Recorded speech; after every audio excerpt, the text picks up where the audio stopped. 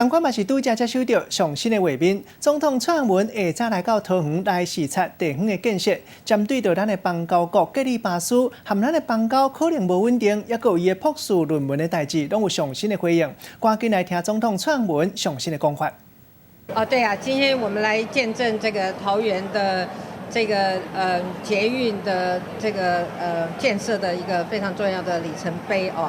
那刚才市长在致辞的时候，跟我在说话的时候，我们都有强调，桃园是一个快速成长的城市哦，它的交通建设哦是整个城市发展中间的重中之重哦，所以在市长的努力之下，加上我们中央哦用年度预算以及我们的前瞻基础建设计划的预算哦来补助哦。能够让我们整体在这里的捷运的这个建设的规模能够达到2300亿的规模哈，那这个对桃园的发展来讲是非常重要的。那么同时也对我们这个北基的生活圈哦能够形成哦也非常的重要啊。将来在1个小时之内，这个北基的这个地区的我们的人民哦。在1个小时之内啊，都可以到任何一个地点哦。啊，这个对我们的整体的国家的发展来讲也是非常重要的。这个事情哦，我们外交部都全程掌握当中了哈。不过我要提醒大家，在从现在到明年的大选之前，中国会试图用各式各样的方式哦来干预我们的选举哦。那另外一方面，当然中国在国际上对我们的打压哦。跟利用我们的友邦都是持续在进行。其实我也讲过很多次了哦，我们民进党现在是非常团结的哦。那我们的全体啊都认为团结是最重要的哦。那同时呢，我跟赖前院长的沟通哦，都很顺畅哦。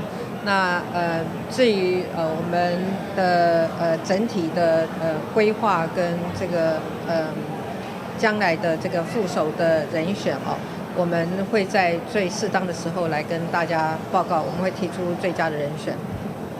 治安是非常重要的。那高雄这一次这个几个事件哦，对整体的这个治安哦，确实是造成一定的让人担心的地方了。所以行政院这个特别关注高雄的治安，也是有它的道理的。所以这个不是卡函，而是我们希望高雄的治安哦可以维持，然后让这个高雄市民可以安心。